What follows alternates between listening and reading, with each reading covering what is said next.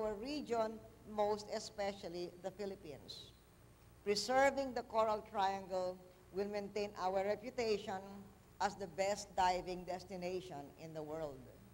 It is also part of the responsibility of our 6 countries to future generations.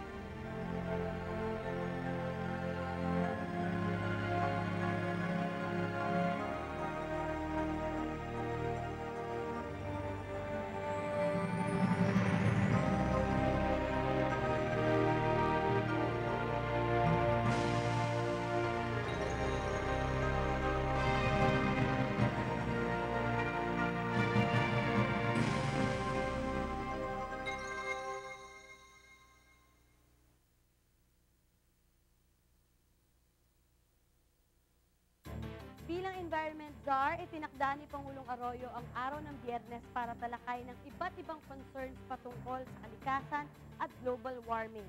Sa kanyang latest meeting, inatasan ng Pangulo ang government agencies to use their respective resources for projects that would mitigate climate change and protect the environment.